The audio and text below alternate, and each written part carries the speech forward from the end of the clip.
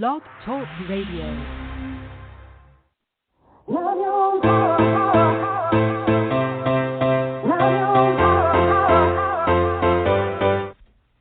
Chatting with Nat is a podcast for independent women seeking to speak their truth and to break down barriers.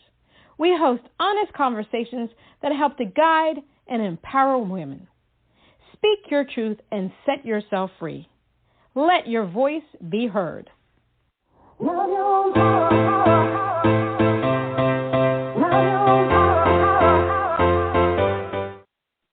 morning, everyone. It's Natalie T. Nat. Yes, we're chatting with Nat. Today, I have the honor and the pleasure, and I love this woman to death, Birdee Bow, CEO and owner of Bsquared Management. As the CEO and owner of Bsquared Management, entrepreneur Birdee Bow, passion is helping artists to build their own empires daily. Her philosophy is that if you continually build it, own it, and monetize it, you will always be in the ultimate place of empowerment when you hit each new milestone of your career. When you're offered a seat at the table, be armed with a proven track record and a list of requirements, not a dream, and some requests. I love that so much, and I love her. Love her, love her, love her. Let's give a round welcome to Birdee. Gosh, thank you. Oh my gosh, thank you so much for having me. I'm so excited. I love your show so much. This is a huge honor for me. Thank you. It's an honor for me. You know, I always, every day, I sit down and I thank God for Birdee. Because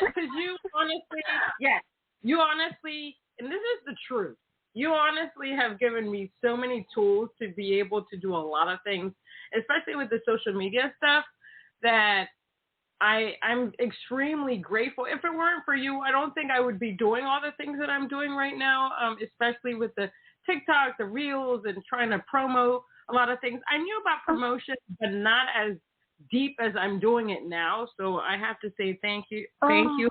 Very grateful.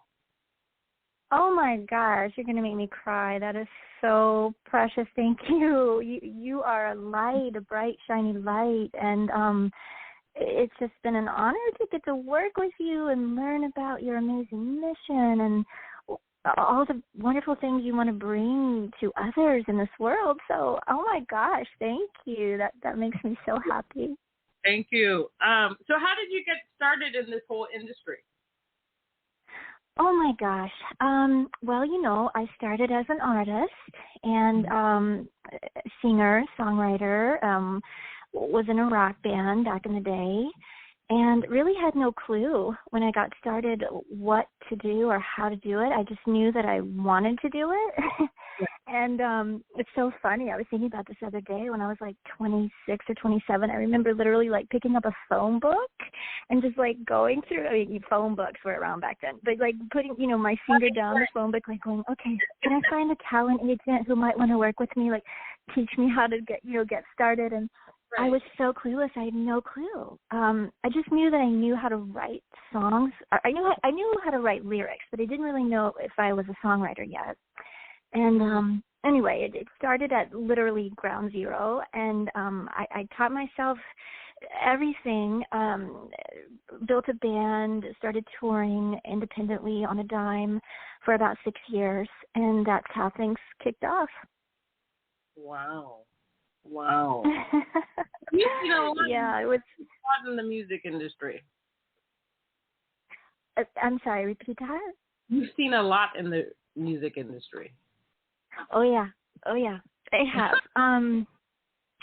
You know, it's funny, I have these conversations so much with new artists about how the industry has changed so much. You know, I never had really any female women on my team or any, you know, I never knew a female producer at that time. I never knew a female engineer. I never had a female manager. You know, and I just really didn't even know that existed at that time. And I feel like now we've just progressed so much, and it's such a great time to be an artist now.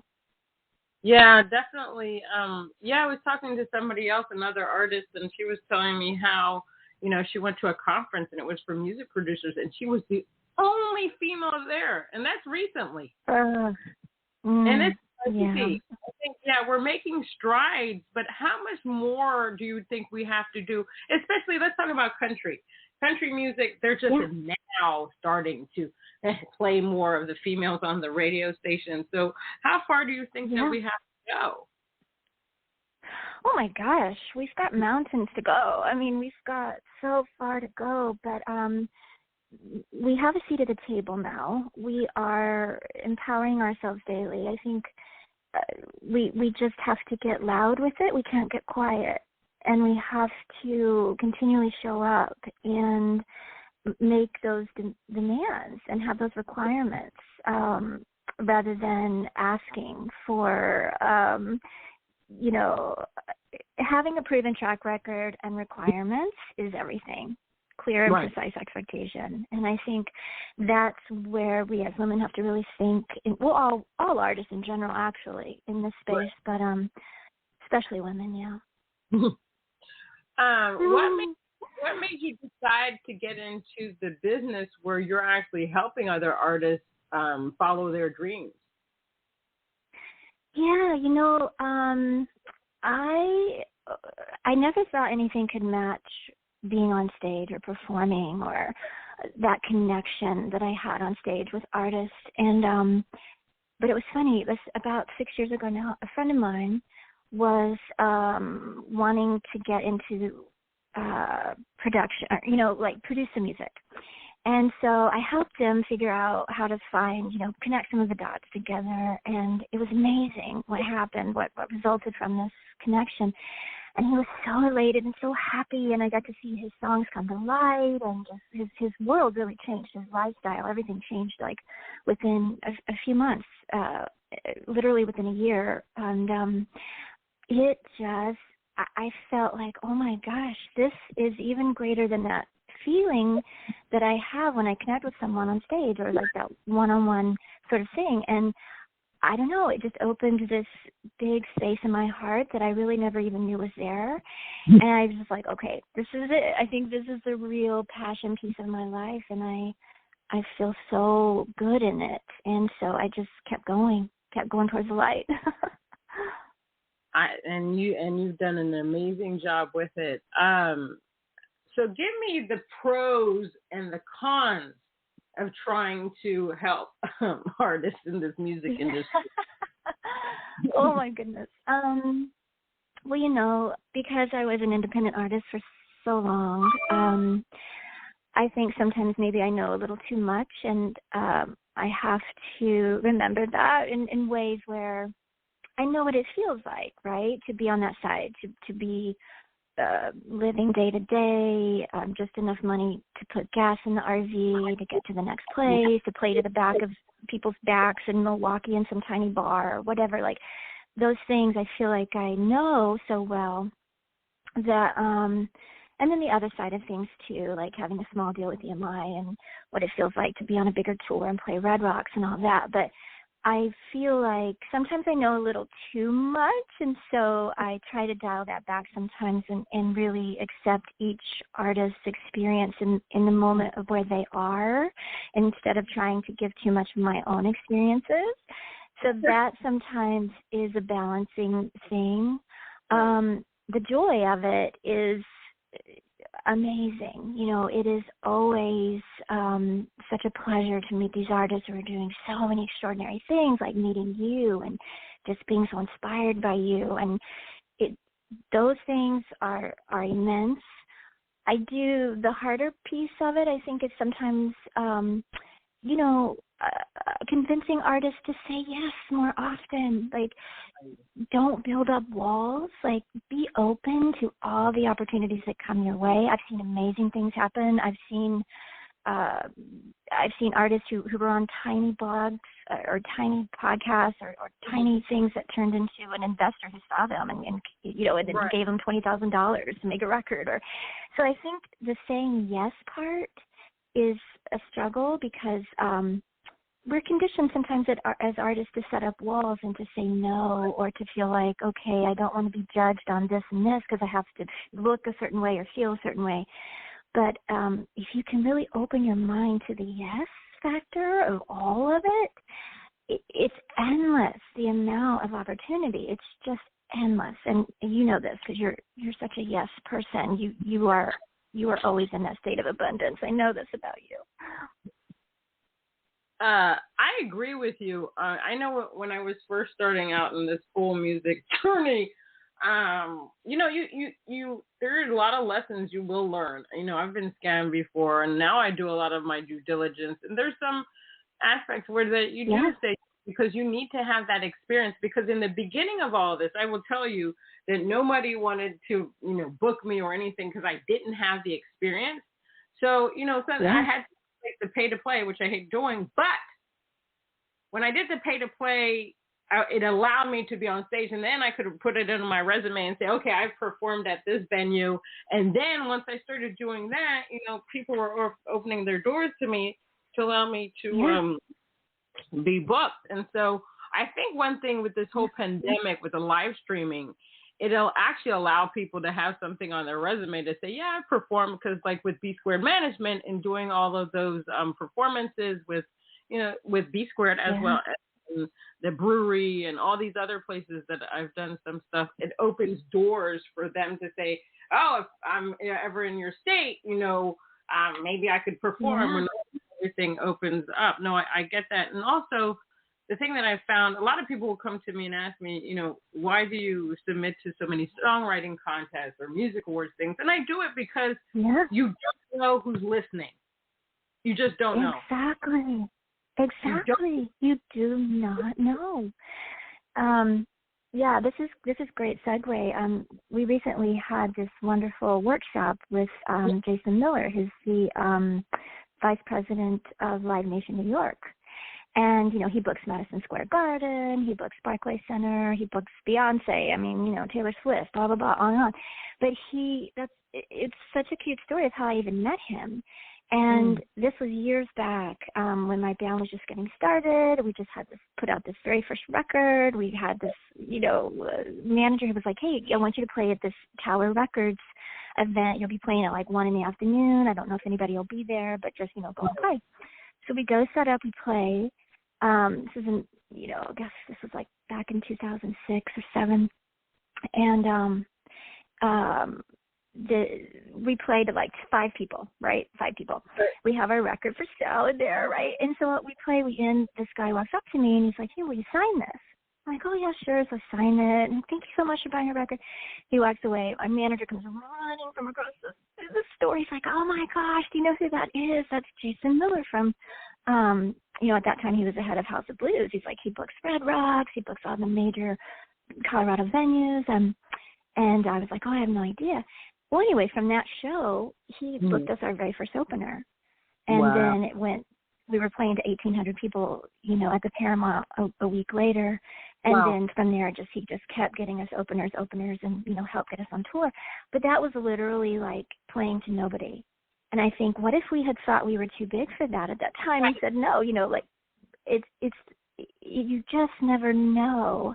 And now he's a champion for Bsquared and, helping more of our artists, but and has grown to Live Nation at this point now, and just, his career took off too. But it's just the power of saying yes and showing up and being there. You just, like you said, you never know. You never know. You just don't. I know that I've had some opportunities to collaborate with people through songwriting contests and awards, and some people have contacted me, big people, to produce or do whatever. Definitely. Yes, I'd love it. Definitely do that. Yeah. You are doing so much too, by the way. I'm just so inspired by you every day. I'm just like, oh my gosh, Natalie, what are you up to today? Great. I'm in for you. You were the key to do that. Teamwork. Team. You were the key. You were the key because, during the pandemic, artists can get depressed or whatever. And I met you, and then you gave me some guidance on a lot of things. So I really appreciate that. You motivated me to get off my booty. Oh, that is so sweet. Yeah, although I'm not sure about that, but okay. You were always a light through this whole pandemic. I mean, I think that you were a beacon because you continued to show up and you continued to play those shows and to connect with your fans in a real meaningful way. And I know it's been hard for artists this year. It's been so, oh my gosh, just taking away that live aspect and the income aspect and, but hopefully we're at the end of that now and good things are ahead, so. Fingers crossed. So we'll segue into the social media platforms, which can be so, oh my God, it's a lot of work. I say this with everybody I talk to. It's a lot of work. And you're one of the ones that pushed me to, do reels and TikToks. You're like, that's really a good thing for you to do. Come up with this idea, that, and I'm like, oh my God, Birdee, I don't know. But right. You know what you're doing. You were very right. And, I started to do some TikTok, being a little silly. With TikTok, I like to use my own music because I think sometimes we're using other people's music. Now, if I have my cats on there, I still use my music, but every now and then I'll throw in somebody else's music just to give it a little different flavor, so to speak. What do you think about that? Do you think it should be a balance of using your own music and somebody else's music? I think it's probably good if you can do a mix because a lot of what will bring the attention with those covers or others' music is because that's going to have a wider audience. So you get more people, magnetizing more people in. But I do think it's super powerful to, like you said, use your own and to connect in that way so that people get a really good idea of who you are and that you have originality in what you're creating as a creator. I think it's a good mix because you don't want to not open yourself to all the opportunities that you possibly can, as an independent artist and getting out there. I have these conversations a lot with artists because it's a lot more acceptable now than it even was 5 or 10 years ago, to do covers. I mean, it was usually like yes or no. It was very clear, But now I think everyone understands the power of bringing more people to the table and getting to hear your voice and getting to hear how you're delivering something and what your personality brings in. I think that, especially with an artist like you, someone hears you and then they're like, oh, I want to hear her original stuff. Like, I want to hear when she's writing or when she's bringing her voice, more to the picture. So I see both. But yeah, I get it. I mean, putting others' music before yours all the time, no, I wouldn't because, I think there has to be a fine balance there. Yeah, I have a friend, Valerie, and in fact, I think they're going to contact you soon, but she has her son. She manages both of her sons. One is EDM and one does almost everything. And so the one that does Ricky Prasad Jr., so they're smart. They set out, I think, an hour or 2 or 3 hours. That block time is just for TikTok. Yeah. That's it. And so they do a bunch of they just do a bunch of videos. They have the room all set up, backgrounds, all this beautiful stuff. And he does some of his own song. He does the duet thing. He does the stitch thing. He does whatever thing that's on TikTok. They've learned about the algorithms. Yeah. And so by doing that, he has over 30,000 followers now. And he's really good at what. Yeah. Amazing. He studies at Berkeley, so he's very gifted. But yeah. So this Wednesday they're having TikTok is having some kind of webinar or seminar. It's like 3 hours or something that I'm taking to learn more about everything TikTok. So I can get. Oh my gosh, that's brilliant! Oh my goodness, I love that. Yeah, and this is great. You went from being a little bit hesitant, and now you're like the TikTok queen. That is amazing. Yes. I mean, one of the things for Sisters in Music, what I've done is taken our IG lives and taken like a 1 minute clip from that and posting it on our Sisters in Music TikTok page. People seem to like that a lot. So, if they perform or if they say something wise, I put on there.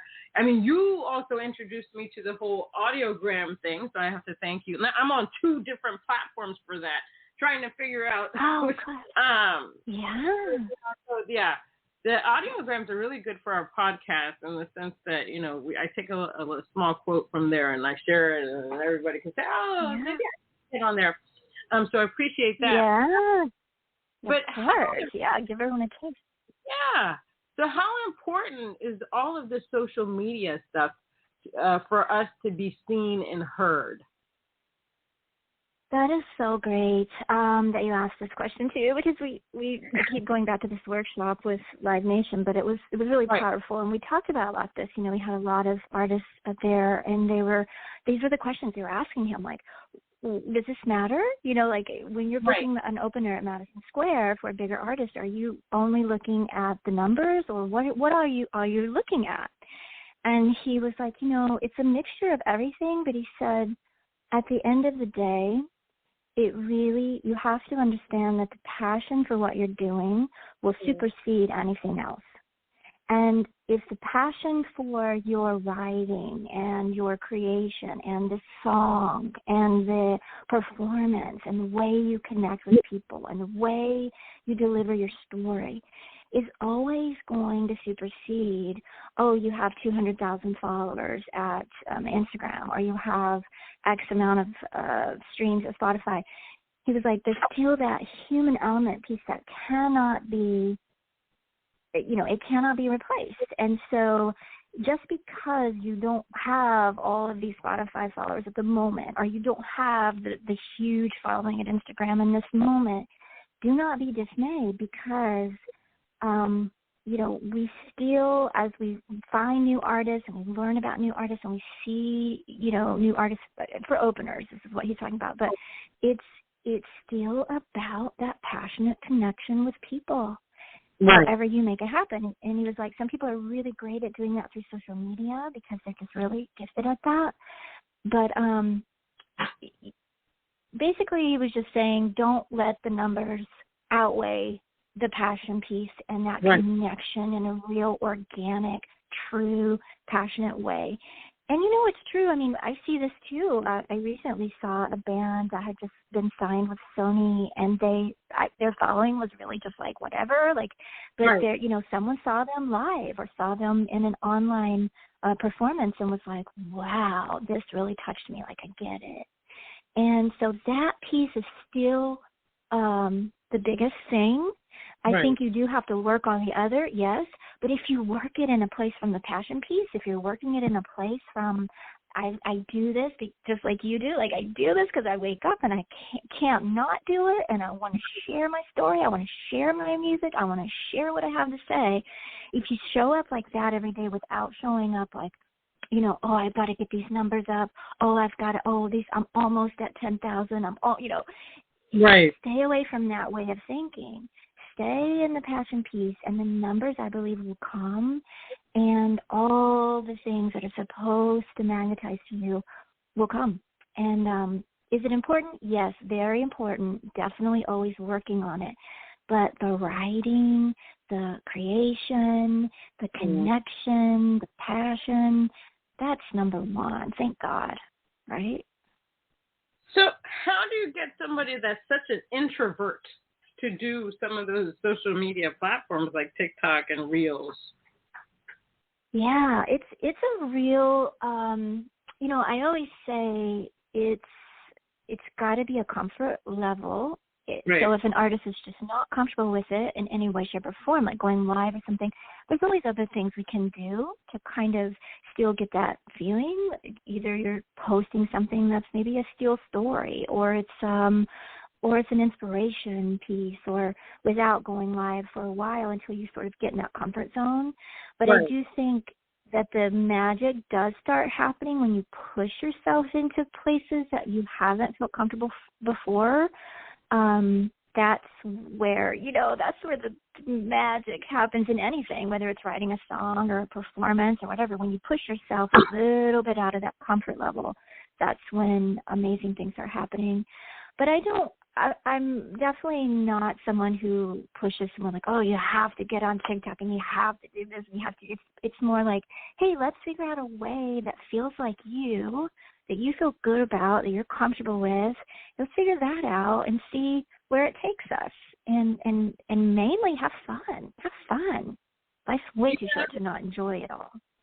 Yeah, no, and the key, well, the one thing that I've learned about all of these, because, during the pandemic, we have the ability and the time to be able to do all these webinars and these conferences on music. And the key they keep saying is people will gravitate to the real you. They want to get to know you. You don't have to tell them all of your business, but they want to know something your personal side. They want to be able to say, oh my God, this singer, this author, or whoever, they understand me. They get me. Let me follow them and see what else they have to say. You know what I mean? Yes, 100% agreed. And I think that's how you fight through the noise. There's so much noise. There's just so much on social media. And the only way to fight through that noise is to be truly who you are and to deliver that mission in a real bite-sized way so that the normal thumb scroller that's just going through looking can see it and go, oh my gosh, like that looks like something I would connect with. Or, Natalie Jean and I, oh my gosh, I'm feeling this. Like she gets me. I get her. Like I'm going to go in and push play. And that's the whole thing. Yeah, just figuring out how do I connect that piece with my mission and my vision. Yeah, and I think the one thing that people need to remember is that some people think, oh, I'm just going to get into it. Oh, I'm going to be the star. It's a lot of work. It's a lot of work. Gosh. It's so much work. Oh my goodness. I know it is. It's 24/7. 24/7.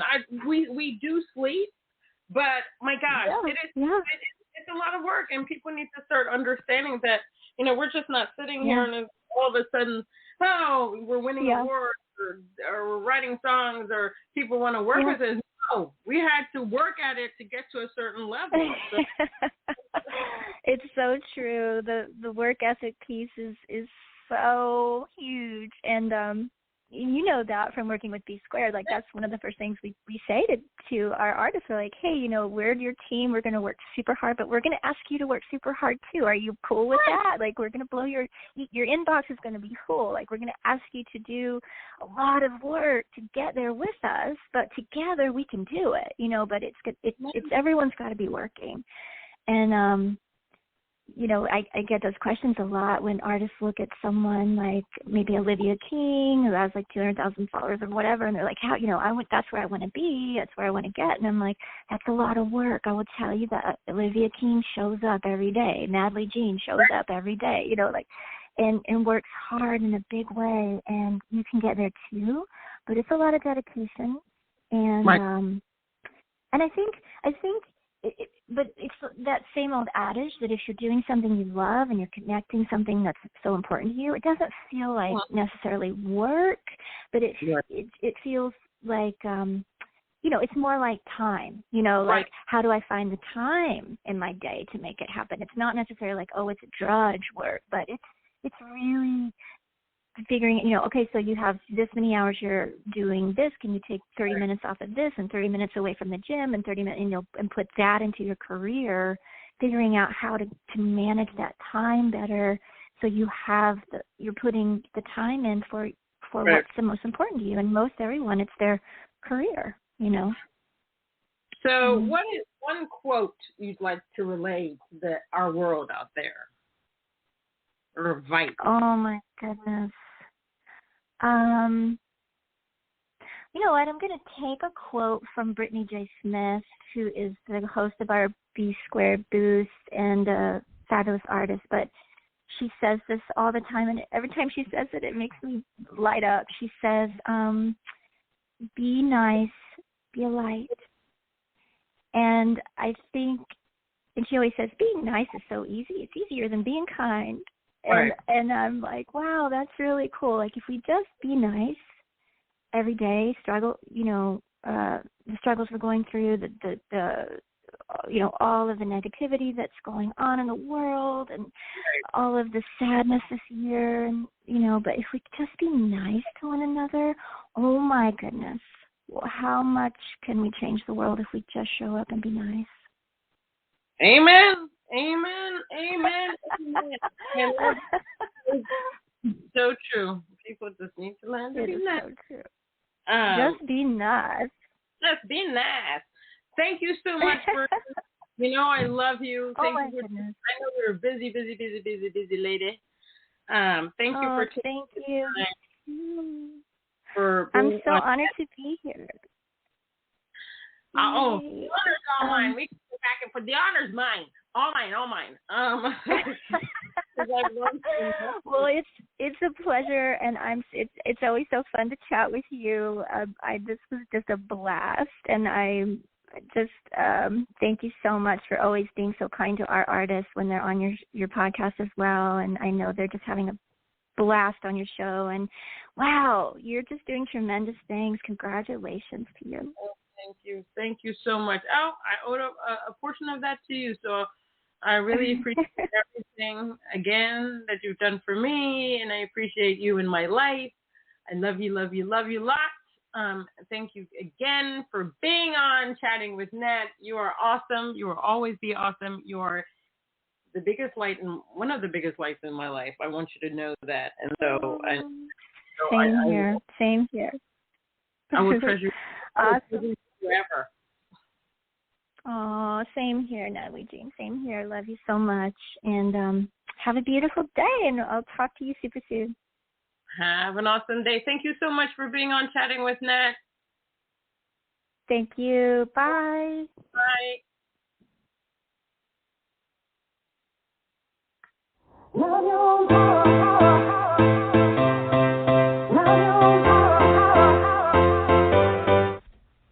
Chatting with Nat is a podcast for independent women seeking to speak their truth and to break down barriers.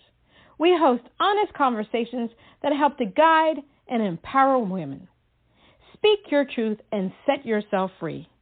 Let your voice be heard.